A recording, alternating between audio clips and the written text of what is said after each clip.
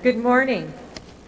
This morning we will have the opportunity to meet a very special woman, a woman named Mary Wollstonecraft, brought to you through the efforts of Dr. Virginia Tinsley Johnson.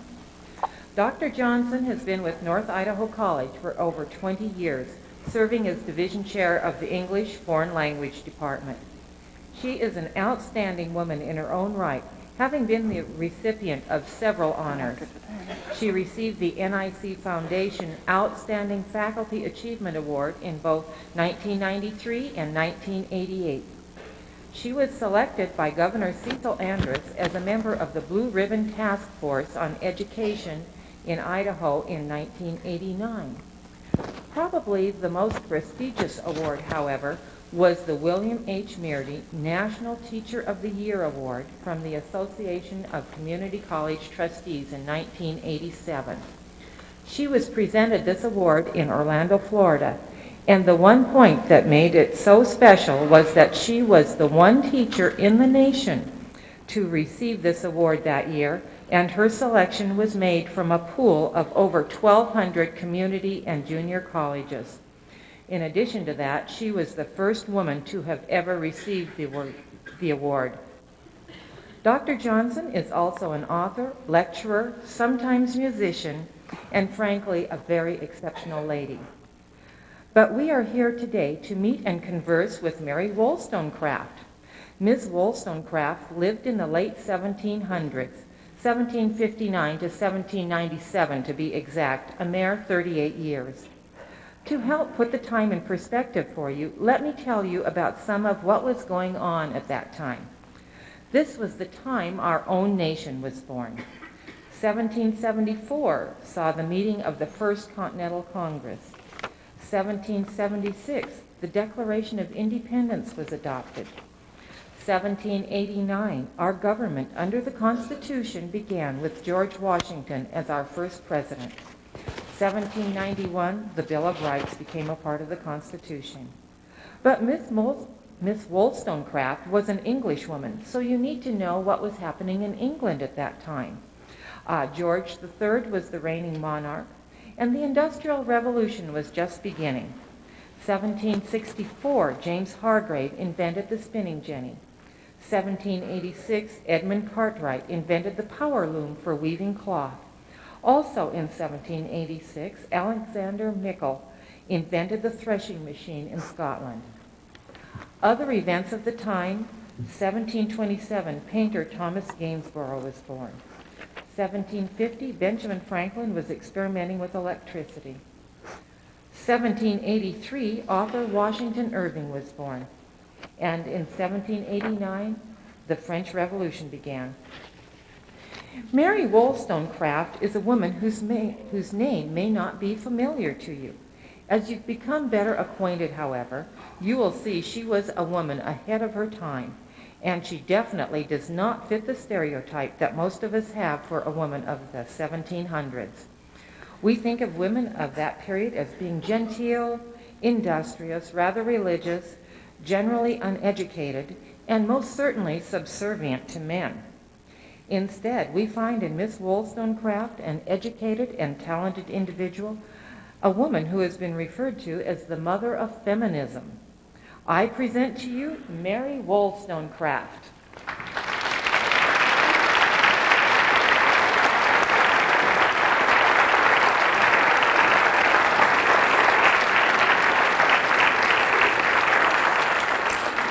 Good morning, young people. I'm so delighted to be with you here today. Before I begin, I would like to ask a few questions of you, and you must be honest. Before you came today and saw the program, how many of you had ever heard of me, of Mary Wollstonecraft? A few hands. My second question, how many of you have ever heard of Mary Shelley? Oh, a few more questions, a few more hands. How many of you had ever heard of Frankenstein? Well, here's the connection, you see. Frankenstein was written by Mary Shelley, who was my daughter. Mary was, by the way, only 19 years old when she wrote that story.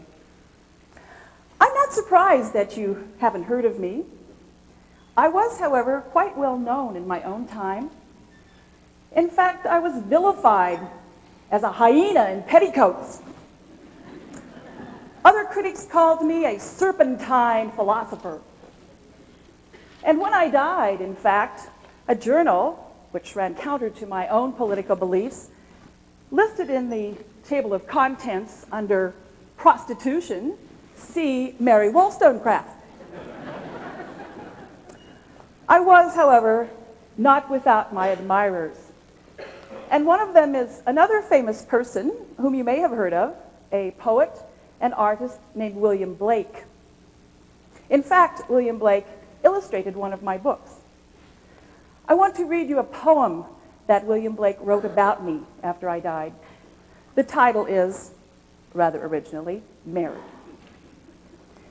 Mary moves in soft beauty and conscious delight, to augment with sweet smiles all the joys of the night, nor once blushes to own to the rest of the fair that sweet love and beauty are worthy our care.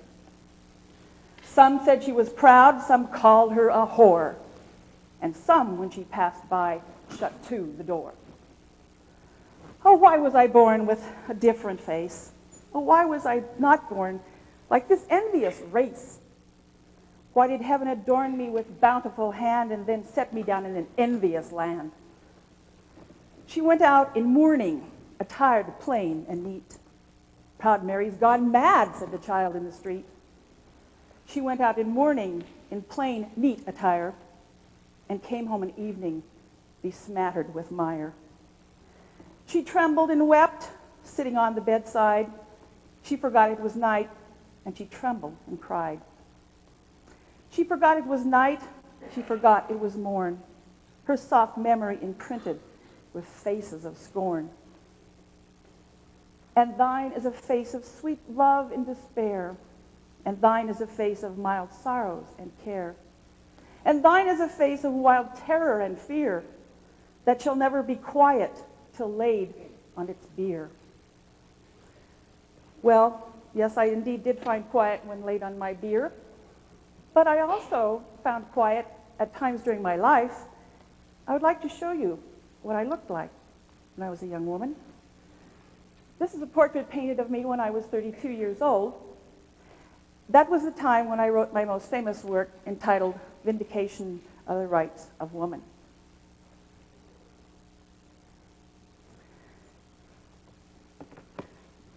You may wonder how it came about that I was so vilified and yet so honored. And so today I want to share with you my life story. I want to tell you how I came to be a hyena, a whore, and also a gentle woman who was misunderstood, who I hope you will see accomplished a great deal in her life. I was born in 1759 in England, in London, to a family that had a rather noble tradition. My grandfather was a weaver in the silk trade. My father inherited the family wealth. Unfortunately, he aspired to greater heights and wanted to become a gentleman farmer. So a great deal of my life was spent moving from farm to farm, back to the city, out to the farm. And it wasn't a happy life. My father was a cruel man. He was a drunkard. He beat my mother. And many a night I spent lying in front of the door of their bedroom, hearing my father abuse my mother and fearing for her life. So I learned early on about the misuse of power that men yield over women. I'd like to show you my family tree now so that you can see. I hope you can see. Sorry. In my family there were a number of children. I was the second. My son Ned was the oldest child. And he received all the heritage from the family, all the wealth. He was the person who, being the oldest child, benefited from the laws of primogeniture, meaning, of course, that he inherited all the goods of the family. I believe he also inherited the love of both my parents, my father and my mother both. He was allowed to attend school. He went to law school. He became a lawyer.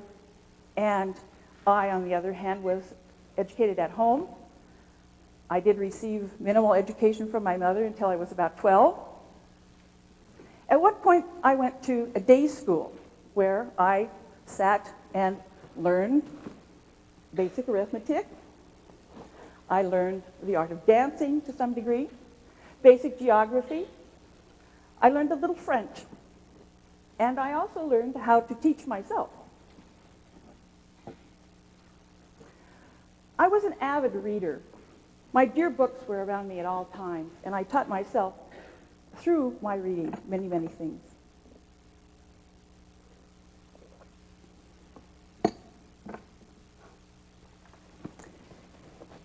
As our life continued and my mother produced child after child, I was called on frequently to care for the children and to watch as my mother again and again put up with the abuse of my father.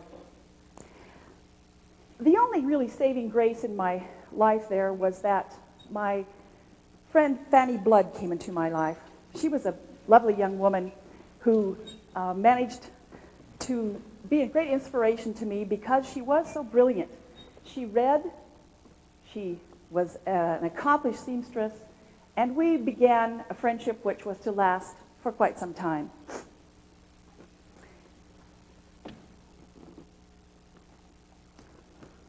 I'll now show you that family tree.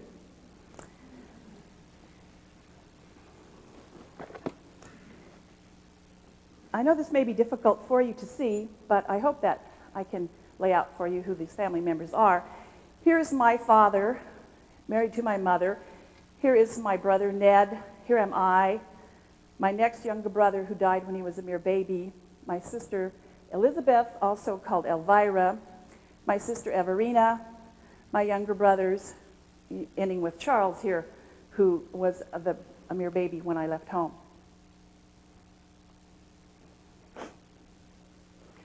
I did leave home at age 19 so that I could be with my beloved friend Fanny. And as I set about in the world, I became a companion to an older lady, Mrs. Dawson. And I traveled with her throughout England, spending a great deal of time in Bath, which was a resort, where I saw firsthand the incredibly insipid lives of most of the women in my time. Women who vapidly sat about discussing how their hair looked and what they ought to wear and how they ought to dress. It was an education indeed for me. Unfortunately, I was called away from that job in order to take care of my ailing mother. In fact, in my life, I was called upon frequently to be the nurse. I seem to have had a hand in creating health in people. I always believed in robust health, and my entire family, all of the children were quite healthy, including me. But when I came back to nurse my mother, my healing hands were not enough, and my mother died. Vowing never to grovel and never to be dependent upon any man, I set about to find other employment. And so I then called upon my sister, Elizabeth, who unfortunately at that time had determined that she would marry and go off with her husband. And I called upon her to assist me. However, since she was gone away and had a baby, I chose to follow her and to see how this baby would do. She had married a brute of a man. And as I predicted, she had a nervous breakdown there with her baby. I persuaded her to leave the baby and the brute to go off with me. I would be of assistance to her. In those times, you see, the husband had complete dominion over the wives and of the children. And so I called her away, and she did leave behind her small baby, who the father was unable to care for and who died. But Eliza and I determined to make it on our own, and we established a school in London. We asked my sister Everina to join us. We asked Fanny Blood to join us, and we set up our own girls' school. We did pretty well for a while, and then Fanny's young man, Hugh Skye, had moved to Portugal and wished her to join him. They were engaged to be married, and she agreed that she would join. So she went off to Portugal, where she became with child quite soon. Again, whom should she call but Mary? I raced there, of course, by boat, only to discover that she was in a terrible delivery and that both she and the baby died. I returned to London. On the boat coming back, we ran into a terrible storm, ghastly. And the boat was swamped. Another boat, however, was in worse condition than we. A boatload of sailors was terribly swamped and in dire straits. I persuaded the captain, who was indeed an absolutely terrible and insensitive man who wanted to leave this boatload of sailors behind, that he should save them. He reluctantly agreed. He brought them on board. We nourished them. I led them all in song, passages of Handel's Messiah to lift their spirits.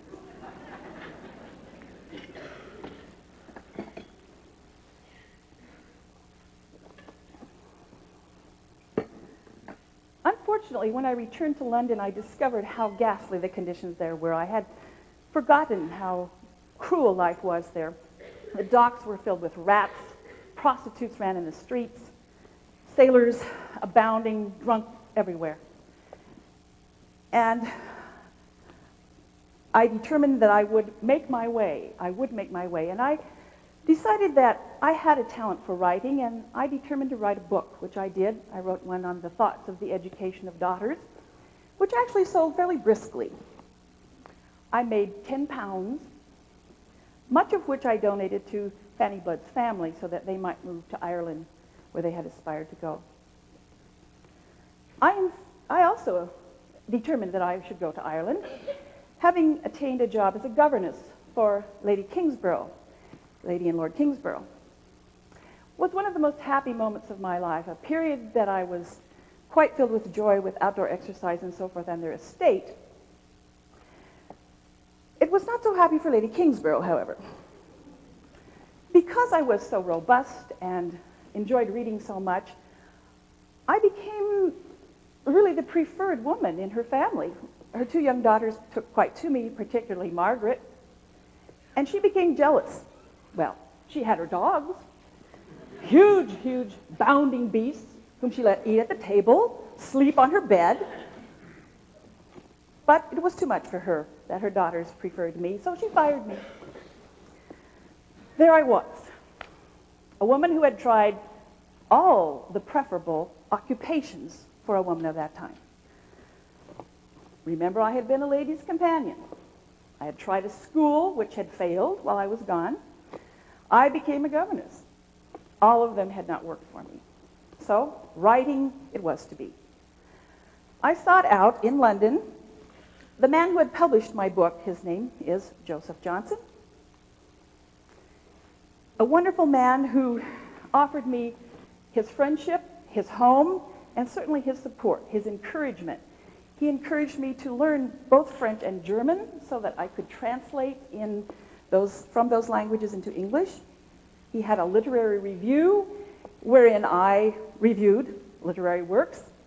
One piece of advice I offered to a young woman once was that she should never apologize before she began writing.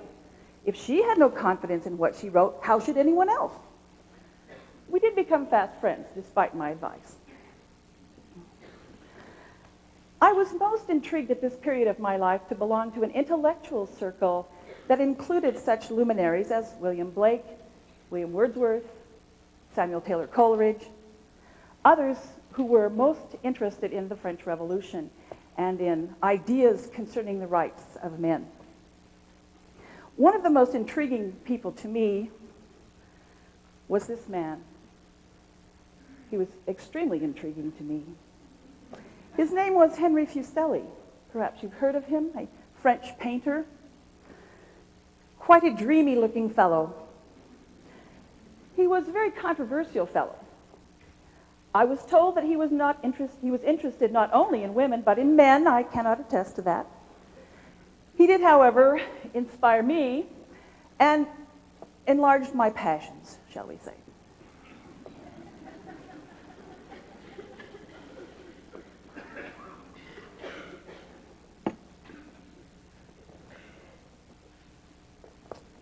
The other person in this literary circle who came later to have some meaning in my life Oh, but before I show you that, I do want to show you this really famous painting in case Fusilli is not someone with whom you're familiar. This painting is called The Nightmare. Well, I'm sure you can see that he had a shocking response to this painting.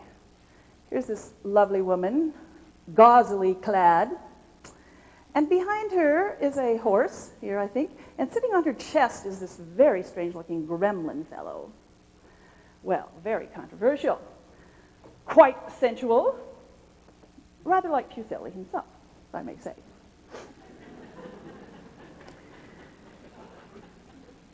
I, at this time, wrote a couple of books that were primarily meant for children, but this was the beginning of the French Revolution, and I was enraged by the fact that Edmund Burke, an author of the time, wrote in his thoughts about the French Revolution, here was a gentleman of my caliber, my intellect, writing in defense of the French Revolution, defending the aristocracy, defending one church, defending the rights of primogeniture.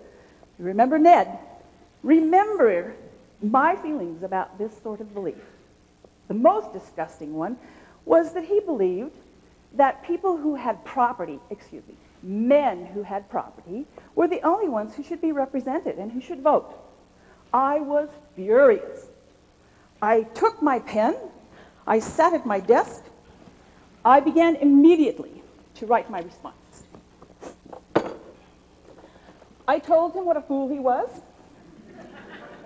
I indicated that he had abandoned all reason in dealing with this French Revolution, the revolutionary ideas. I told him that he was unequipped to deal with a person such as I, since he refused to write and think logically and reasonably. Well, may I tell you that this thoughts of mine, entitled The Vindication of the Rights of Men, was a very good seller. I did publish it anonymously, and then because it did sell out and was in a second publication, it went out with my name on it, and people were amazed that a woman could write such thoughts. Well, I felt quite good about that, but I began to look around me again at the role of women and determined that no one had spoken in all of the revolutionary thought, including the American Revolution and the French Revolution, about how women were placed in all of these ideas of independence. There was one book in particular that just set my gall. And this was by a man named Rousseau. Perhaps you've heard of him? A Frenchman whom I once admitted I'd been half in love with. I did agree with his thoughts on following one's natural goodness and in the perfectibility of man and so forth. But he wrote a book about 30 years earlier from when I was reading, entitled Emile. And this book is a handbook on how to educate young men. Ideally, the young man becomes the noble citizen, a good father. He follows his goodness, his natural goodness. He didn't forget women, but let me read to you what he said about them. I've marked a few passages here to share with you. Women, I hope you're sitting down comfortably.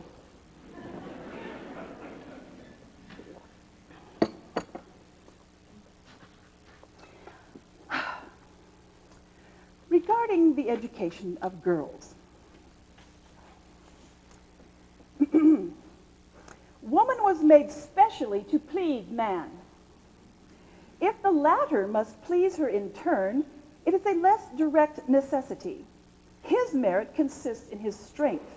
He pleases by that fact alone. Her strength lies in her charm. That's not all.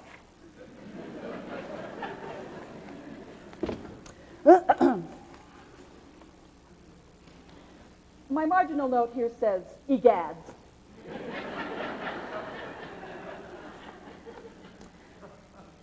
The whole education of women should be relative to men. To please them, to be useful to them, to win their love and esteem, to bring them up when young, to tend them when grown, to advise and console them, and to make life sweet and pleasant for them. These are the duties of women at all times. and what they ought to learn from infancy. Unless we are guided by this principle, we shall miss our aim, and all the instructions which we bestow on them will contribute neither to their happiness nor to our own. The only other skill which he seems to wish women to learn from infancy is needlework. Indeed, when he portrays the young woman at 15 who is the ideal mate for Emile, she is talented at lace making because her fingers are so dexterous, you see. Oh, I'm not finished.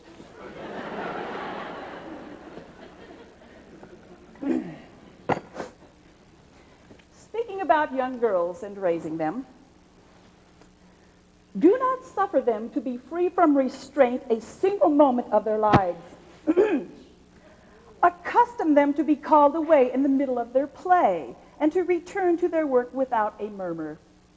Habit will suffice for the purpose, because in this case it merely reinforces nature.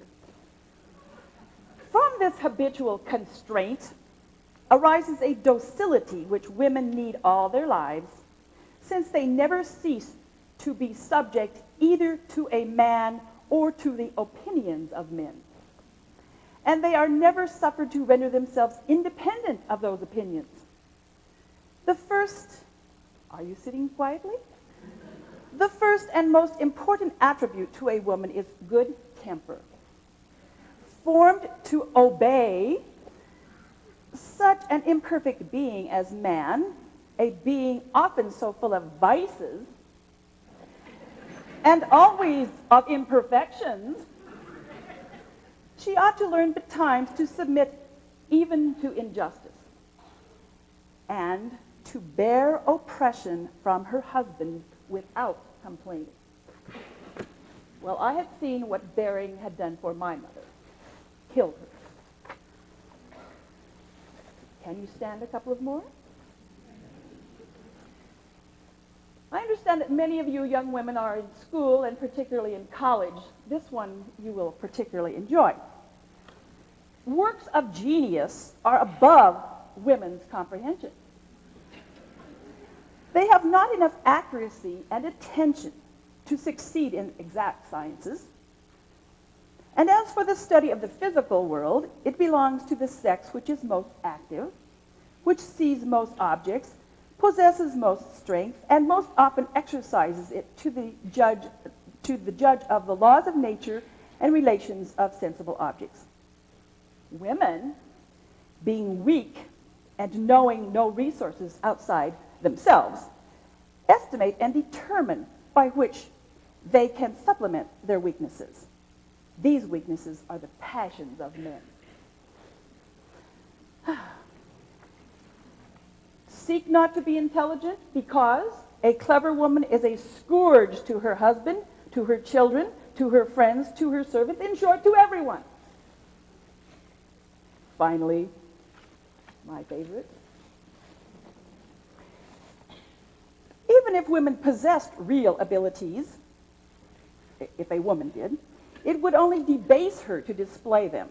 Her honor consists in being unknown, her glory in the esteem of her husband, her pleasure in the happiness of her family.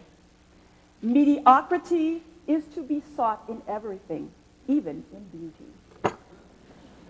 Well,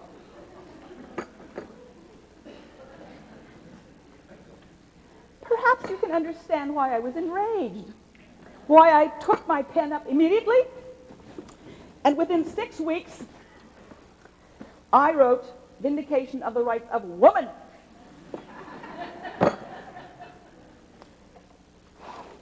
I hope you'll bear with me while I read you a few passages in response to Rousseau. Well, you can tell his feeling about poor, ignorant women who must be held down. We're too bright. I responded.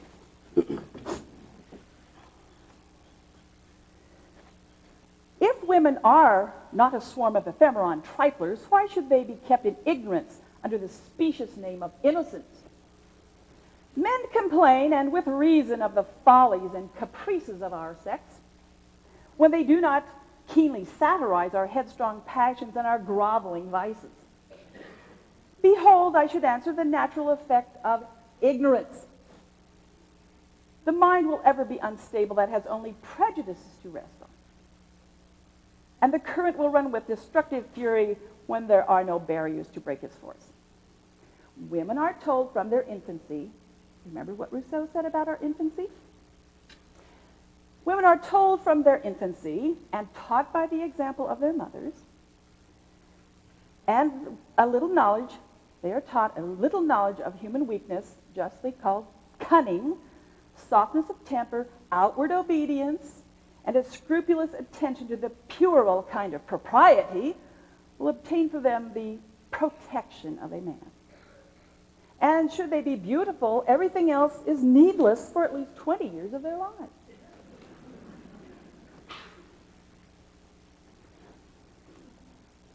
Remember the docility portion of Rousseau's thought, women to be docile. I had a few things to say about that too. Though moralists have agreed that the tenor of life seems to prove that man is prepared by various circumstances for the future, they constantly concur in advising woman only to be providing for the present. Gentleness, docility, and a spaniel-like affection, on this ground, consistently recommend as the cardinal virtues of the sex. And disregarding the arbitrary economy of nature, one writer has declared that it is masculine for a woman to be melancholy. She was created to be the toy of man, his rattle, and it must jingle in his ears whenever, dismissing reason, he chooses to be amused. One last one, and then I shall move on. Man is our protector. Fragile women.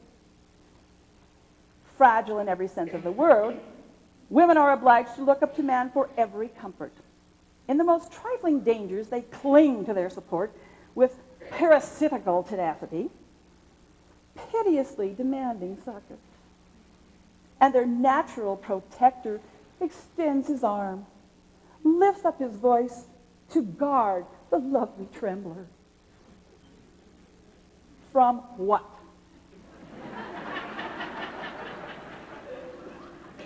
Perhaps the frown of an old cow, or the jump of a mouse.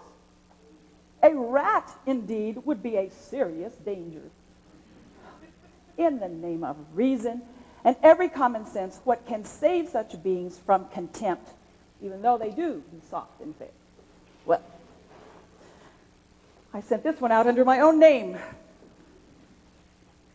Mixed reviews returned, as you might expect. It was at this time that I was declaimed a hyena in petticoats.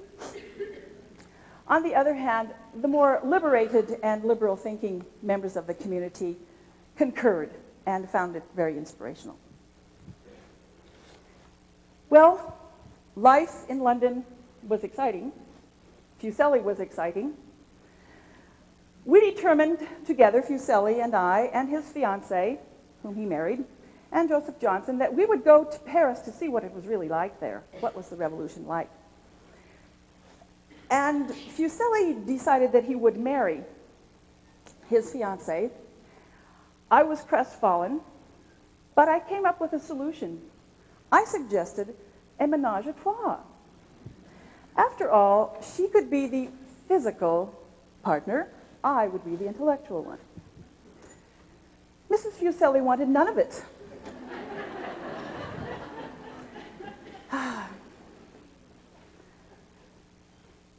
The trip then to Paris was delayed for them. Joseph Johnson decided that he would not go, so I set off on my own. I knew people in Paris. I had a place to stay. I was soon caught up in the intellectual milieu there with such exciting people as Thomas Paine, perhaps you know him, Joel Barlow from America, several other British emigres, and the most exciting man of all, a tall, handsome, intelligent American named Gilbert Imlay. Now, Gilbert had been a lieutenant in the revolutionary forces in America, came and people called him captain. He did not object. He was there, he told me, not only as a tradesman, which he was, but also to persuade the French to invade Louisiana, to free the people there from the horrors of Spanish rule. But he did do a great deal of trade.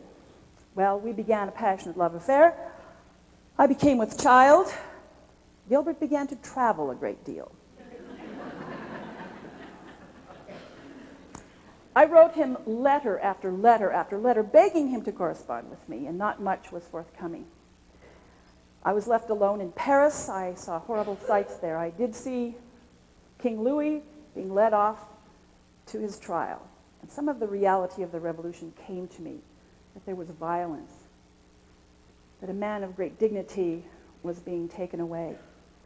One of the most horrifying scenes to me was coming upon a guillotine with a pool of blood lying there. I became distraught. I began to comment about the cruelty of the revolutionary forces there.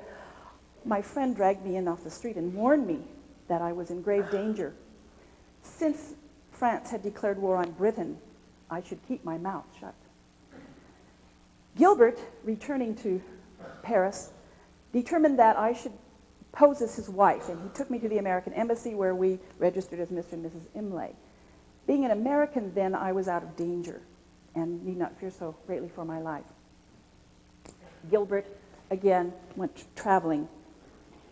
He moved to northern France, where he eventually invited me to join him and where I gave birth to my wonderful daughter, Fanny. Fannykins, I called her. Fanny was named for my dear friend, Fanny Blood, and was the joy of my life. Well, Gilbert disappeared again. And I wrote and I wrote and I had little response. I determined to find him. I followed him to London and discovered he was living with another woman. I was distraught. I felt no need to live. He had aroused my passions. He had shown me care and tenderness, and I was sure we had the ideal family. So I set out to a hotel, and I poured myself large doses of laudanum, alcohol with opium mixed, enough to kill myself. Gilbert intervened. He found me. He revived me. He determined that I should be his agent in Scandinavia, where he was trading in alum and soap and arms. I set off again, this time not entirely alone, but with my baby, Fanny, who was not quite a year old, and a nurse, Marguerite.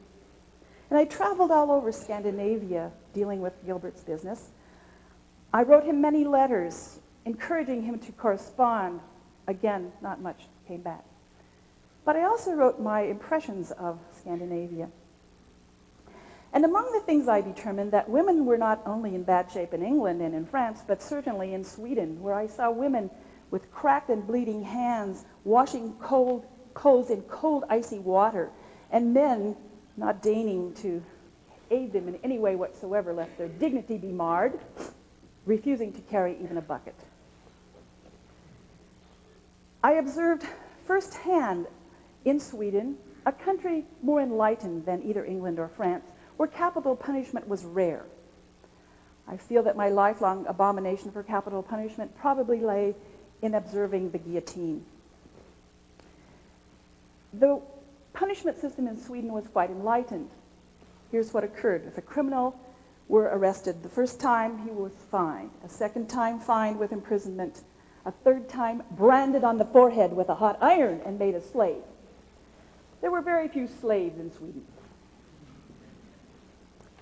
Capital punishment, however, still existed in Denmark, where I was told that people arrived at the scene of a hanging so they could drink the blood of the person who had been hanged. They believed it was a cure for apoplexy. When I remonstrated with a woman about this terrible practice, she said, "My dear, how can you prove that it doesn't cure apoplexy?" What depths human beings can sink to. Returning from Sweden and Norway and Denmark, I again sought to find Gilbert. I performed one of the most distasteful acts of my life. I actually had to ask a maid in a hotel where Gilbert was. She told me he was living with a strolling actress. Well, that determined that I would end my life forever. This time I was determined to end it in water. I strode back and forth through the cold, wet night in London, making certain that my clothes were drenched with enough water that when I then went to the Putney Bridge and leaped into the Thames, I would drown. At that time, many people sought to end their lives by jumping into the Thames, and so there were patrols of boatmen who went from bridge to bridge. And one of those patrols found me and revived me and took me home to Joseph Johnson's. And I guess I did come to my senses then. I determined to end it all with Gilbert and to get back with my life. It was at that time then that I returned to my final love of my life, and this is William Godwin. Another dreamy-looking fellow, but much more stable than Fusilli. He and I began an affair. Actually, I began the affair. I visited his rooms. And though he had declaimed against marriage all his life, saying that he was against private property, as was I, that marriage was the worst kind of property, since I soon became pregnant, we determined at that time that our darling children need not suffer from our principles. And so we were married. I had had an easy delivery with Fanny, so I had no fear. I was a modern woman and determined that I needed no doctor, had only a midwife. I was writing notes back and forth to Godwin. That was because we did live together, but we worked in separate quarters, and so we corresponded, always leaving our spectacles at each other's places and so forth. And I told him I was certain that I would see the animal soon, our sweet baby William. The delivery did not go as well as it had with Fanny. The placenta did not deliver. Alarmed at my slow decline into the fever which took over, William called a doctor, and the doctor sought to extract the placenta and failed. The doctor said I should not nurse the baby, although I believe firmly that a woman ought to nurse her child. And the milk production was such that some relief had to be had, and so they brought small puppies to me who relieved the pressure in my breasts. It was an efficacious, though unusual, solution, perhaps. I became delirious, highly fevered, and I died. And the baby girl whom I died delivering was Mary Shelley. This portrait of me is one depicted after my death.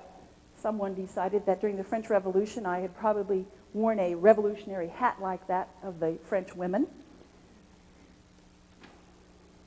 Here is William at the time of my death. Here am I near the time of my death. This was painted shortly before I died. I want to tell you what happened to the rest of my family. Since you've heard of Frankenstein and you've heard of Mary Shelley, let me share with you a bit of what happened to them. After I died, Godwin wrote the memoirs of my life, seeking to honor me. Printed many of my letters to Imlay, printed my books, told my life story. It was a terrible disaster. Because I was so liberated, and because I had lived such a scandalous life, people turned against me in hordes. One person, a minister, allowed that I had really received what I deserved through my death through childbirth, that this was my comeuppance for seeking to be an independent woman.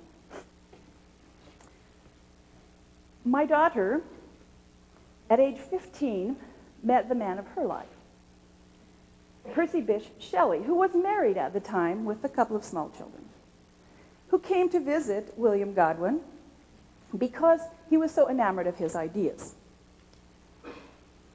Now here's that family tree again so that I can just remind you where we are here. This is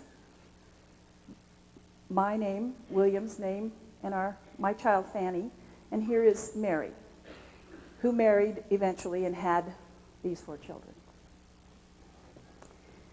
But she was only 15 years old when Shelley came to call and to worship at Godwin's feet, and they fell quite passionately in love. This is a picture of Mary at about age 22. She was a little younger than this, of course, when she met Shelley. Here's a picture of Shelley, said not to be a good likeness. Here's one. I'm sorry to say I prefer the one that is not a good likeness to him. But please notice these large eyes. These are apparently the thing for which he was most noted, these extremely large and sensitive eyes. Well, since both Mary and Shelley had read my works and memorized them, Mary in an effort to get to know her mother, they determined that one of the best places to court would be at my tomb at St. Pancras Church. And so here they are, sitting on my tomb. Here's Mary, here's Percy. This drawing was done in the 1870s, by the way, so actually the heads were from paintings done by others, and then the painter added the bodies, but this was his idea of what it looked like when they courted at my grave. Well, I'm afraid the scandal in the family had not ended. Godwin determined early on that people should not live together when love had died, and so since the love between Percy and his wife Harriet had died, that it would be perfectly all right, thought Percy and Mary, to elope and to take Harriet along in a ménage à trois. Harriet wanted none of it. That, however, did not prevent Percy and Mary from eloping. I must show you one more branch of the family tree here because there's another important person in here. When I died, Godwin remarried to Mary Jane Claremont. She brought with her 2 children to the marriage of unknown parentage. She passed herself off as a widow. One of those was a young woman named Jane or Clare. And she is going to have a role in this family. Here's a picture of Clare when she was a young woman. Shelley and Mary determined to elope, and they invited Clare to join them. So off they went to the continent, leaving behind Harriet and her 2 small children. Well, they had no income, and they soon returned, begging for Godwin to support them, which he refused to do. Here he was, a man who said, you shouldn't live unless you are in love, should not live together, and he rejected them out of hand. So back to the continent they went. This time Mary was pregnant. On the continent they met with a group of literati, and among them was Lord Byron. He and Clare Claremont had a love affair. They produced a child, Allegra, whom Byron took at about age 3 and put into a convent where she died when she was 5. Again, the men had control over the children. My daughter Mary became pregnant, lost 2 children. I must tell you what happened to Fannykins. This is 1816 now. And at about age 11, Godwin had told Fanny that he was not her real father. She had been more or less a domestic servant. And at age 22, became so depressed with her life, she had wanted to be a teacher with her aunts. Remember Eliza and Everina? But because of so much scandal in the family, my sisters would have nothing to do with my daughter Fanny, and so she was alone. And she determined that her life was not worth living, and so wrote a suicide note, and she drank an overdose of laudanum and did die. She had written a letter to Shelley and to Mary explaining how sad she was, and Percy rushed to the hotel where she was and found her body and the suicide note with the name torn off, perhaps to save the scandal in the family. She was identified by the stays in her corset, which had the initials M.W. engraved in them, Mary Wollstonecraft. She was wearing my corsets. Also by the tiny watch which she had, the only gift that Gilbert Imlay ever gave me, which I then had passed on, I'm sure had been passed on to her at my death. that was what happened to Fanny. The scandal of her death, the scandal of Shelley having run off with Mary, so alarmed Godwin that he refused to claim Fanny's body. He left her in the hotel, and she was put in a pauper's grave. And he told Shelley and Mary not to pursue this. You may wonder what happened to Harriet Shelley, the wife of Percy Bysshe. Distraught at her rejection and pregnant by an unknown man, she too committed suicide. She took herself to the Serpentine Pool in Hyde Park and drowned herself. This left, of course, Percy and Mary free to marry, which they did. And they then were in Italy living.